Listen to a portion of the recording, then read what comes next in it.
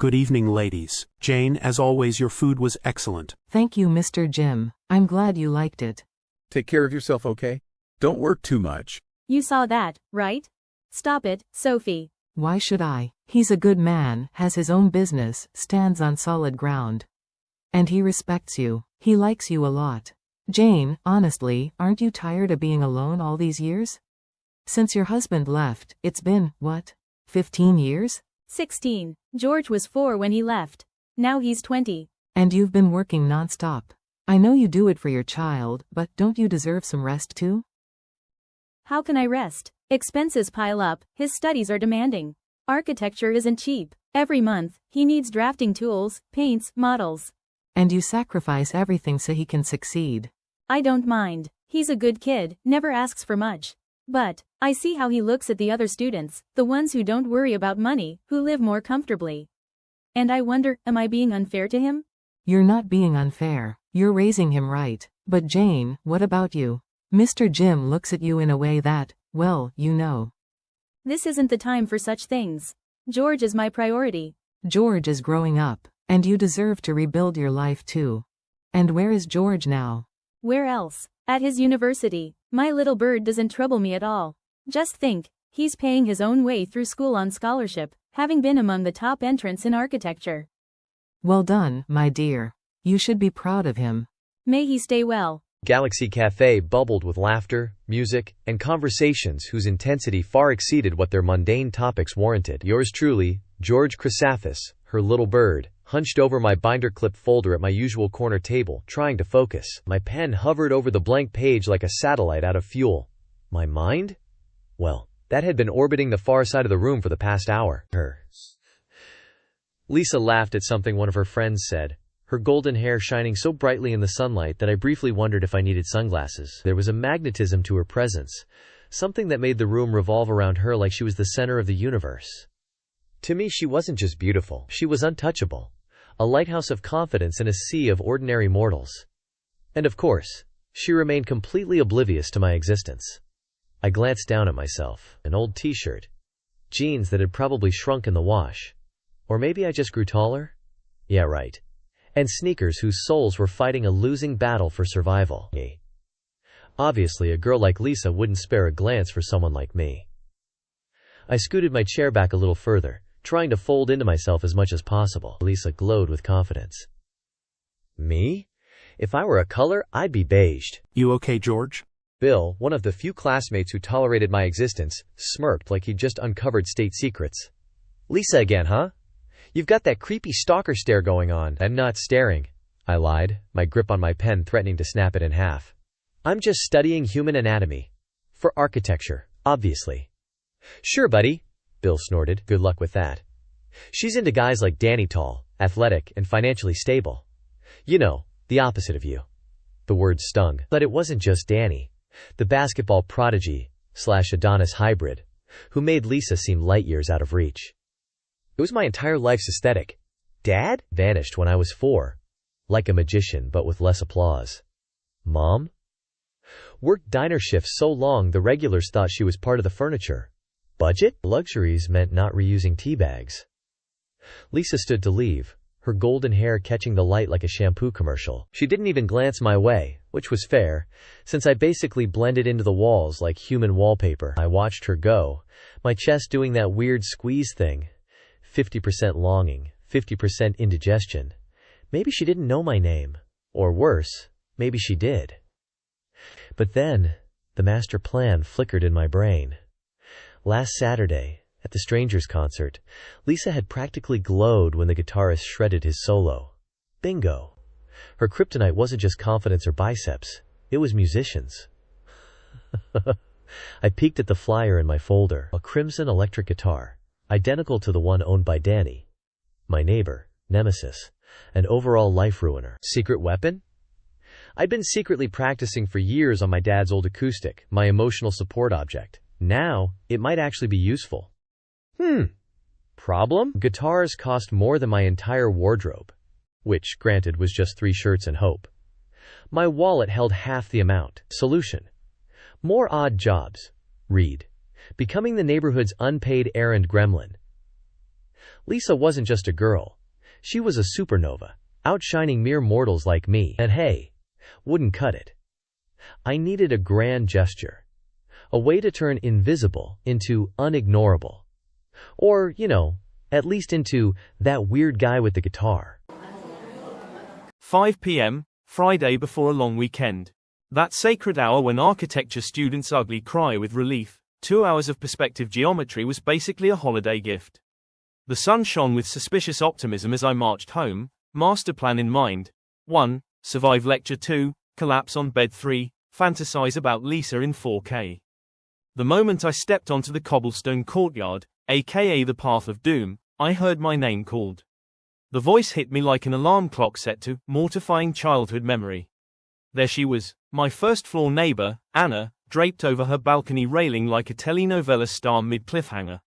Meanwhile, I stood frozen, fingers absently picking at what might have been the same t-shirt I'd worn since Tuesday. He motioned for me to wait and then vaulted down the stairs with the grace of someone who definitely didn't still have bedhead. I, on the other hand, looked like I'd been styled by a sleep-deprived raccoon. Anna's outfit, that infamous grey sweater that clung just enough to suggest she owned exactly one bra and it was currently on vacation, should have been illegal. The way it dipped when she laughed, a public menace. Before I could muster my pre-rehearsed witticism, something brilliant like, "I'm awake, I swear," she'd materialized beside me, her energy hitting like a caffeine overdose. The contrast was cruel, her in that effortlessly cool sweater, me in what could legally be classified as a fabric crime. Morning, George. You look like someone cancelled Netflix. Morning. This isn't the same shirt, it's a collection. I heard your guitar serenade last night. Were you practicing or sending SOS signals? It was ambient studying noise. Liar. Anyway, emergency. My brother's band needs an audience tonight. Free drinks if you clap loud enough to cover their mistakes. What's the catch? The snacks are just peanuts from 2018. But Lisa's coming. I have laundry. Your laundry can wait. This is your chance to not be boring.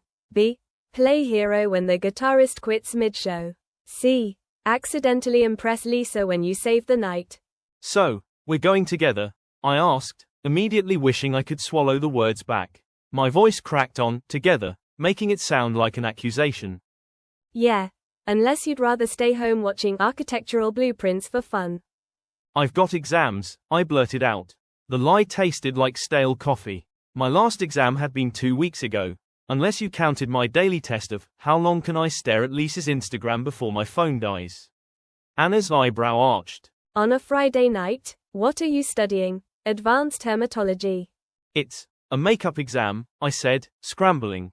4. Perspective geometry. Even as the words left my mouth, I knew she wasn't buying it. The way her sweater sleeve slipped off her shoulder felt like a visual eye roll. Anna's smile didn't reach her eyes this time. Right, well, good luck with that. Her gaze darkened as she saw me in the mood to leave. Right, well, good luck with that. And one more thing about tonight. Danny from your class is coming. He said Lisa might show up too. My stomach did that thing where it tries to become a black hole. Danny, guitarist Danny, I only play original compositions, Danny. Anna smiled, triumphant. The one and only. He's bringing his 12-string. 12 strings are overcompensation, I muttered. So is pretending to have exams, last chance, George. The words hung between us like a skipped heartbeat. For a second, the universe paused, wind holding its breath, sunlight catching the dust motes mid-fall. Anna stood perfectly still, that damn sweater sleeve slipping off her shoulder again, a tactical distraction, I swear. Then I did it, the great George Chris special, turn and bolt. Behind me, I heard, 1. A quiet sigh, the disappointed kind mom's perfect, 2. One resigned shuffle of sneakers on concrete. 3. The unmistakable sound of someone deleting your number from their phone. I didn't look back, but my traitorous brain replayed it anyway. Her fingers tightening on the railing. That single strand of hair escaping her bun. The exact moment her smile collapsed into something I'd dream about in 4K for weeks. Epilogue. Distance walked, 12 steps. Dignity intact, 0%. Regret loading, 100%. Later, in my room, 10:07 p.m. Convinced myself I made the right choice. 10:12 p.m. Realized Danny probably knows more than 4 chords. 10:15 p.m. Discovered Anna unfollowed me on Instagram. 10:16 p.m. Rationalized it was for the best. 10:17 p.m. Lie, next episode teaser. George will see Anna at the party with someone else. Spoiler. It's her brother, but his drama llama brain won't process that. He'll say, "I don't even care," while sobbing into ice cream. Ben and Jerry's chunky rejection flavor. He'll write a guitar ballad so cringe, even his wall will develop second-hand embarrassment. You know that feeling when you're walking to class, but your brain is already planning your escape route. Yeah, that was me. Backpack slung over one shoulder, hands in my pockets. Classic, I'm totally prepared for today, look. Spoiler, I wasn't. As I entered the university grounds, I mentally checked my to-do list. 1. Attend class. Mayor. 2. Avoid making a fool of myself. Unlikely. 3. Maybe, just maybe, talk to Lisa. Not a chance. I was just about to slip into the background like a professional introvert when, boom, I stumbled upon a group of my classmates deep in conversation. My survival instincts told me to walk away, but curiosity had other plans. Dude, did you hear? The Strangers lost the guitarist. No way, what happened? The guy got drafted. He's wearing army boots now instead of Converse. Whoa, that's rough. One day you're rocking a solo, the next you're marching in formation. So, they're holding auditions. Tonight, at the local cinema theater. That's gonna be crazy. Imagine getting in. The Strangers are huge around here. Huh, that's cool. So let me get this straight. The biggest band in town was suddenly missing a guitarist. And auditions were happening tonight.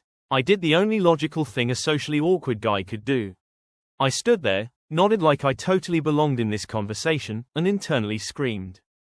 Ladies and gentlemen, gather round for the tale of how I, George the unfinancially responsible, successfully guilt-tripped my mother into funding my midlife crisis at 19. After 2 weeks of strategic whining, including a PowerPoint titled, "Why Buying This Guitar is Cheaper Than My Future Therapy," I finally cracked her. The deal, she'd toss in $50 if I, 1. Stopped, accidentally, buying milk I never drink, turns to imaginary mom, but calcium, mom. 2. Banned, luxury, ketchup on my spaghetti, gasps, that's culinary blasphemy. 3. Showered in under 15 minutes, muttering, what am I, a Navy SEAL? Oh, and I may have promised my scholarship money would repay her, despite it currently being as mythical as my dating life. But the masterstroke, convincing her to come here today, points to shop door, lowers voice, watch as I, a mere mortal, attempt to justify why this, air quotes, priceless diamond, aka a hunk of wood with strings, deserves her hard-earned cash. Spoiler, it involves extensive air guitaring and zero actual talent. God help us both. That's it, my one-way ticket out of socially awkwardville. God, I sound like a Disney Channel villain. But look at that gloss. That's the sheen of future regret. 500 euros. Son, did you wander into the "I own a yacht" section by accident? Mom, if I owned a yacht, I'd be on the yacht, playing this guitar on it. And how exactly will you pay for this ticket? With the stocks you don't own or the savings you blew on Steam sales?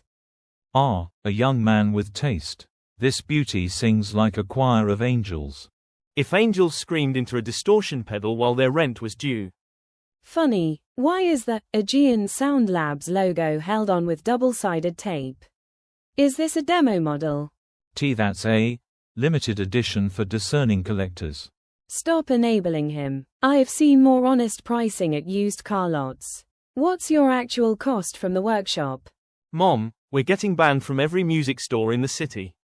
Exactly. That's why we're going straight to the source. Come on, kiddo. Thanks for your time.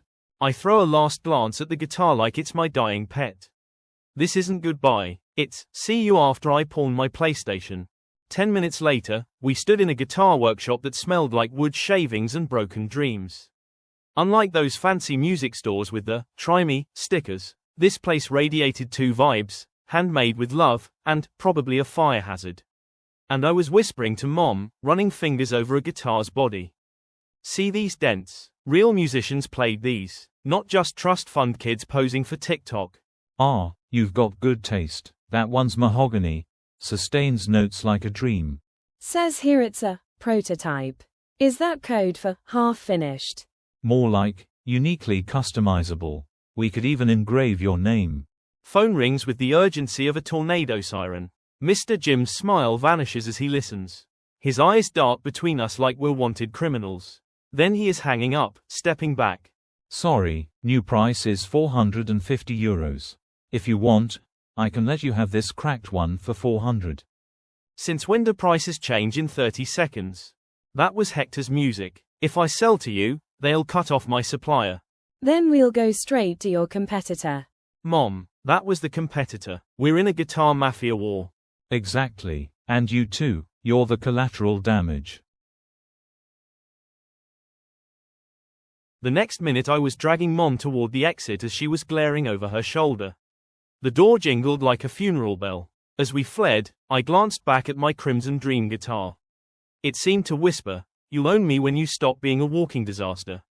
Fair. My mother tried to comfort me by saying, "We'll look elsewhere, George." Mom's words hang in the air like a deflated balloon. I don't answer, just stare at my sneakers, the same ones with soles thinner than my patience for people named Danny.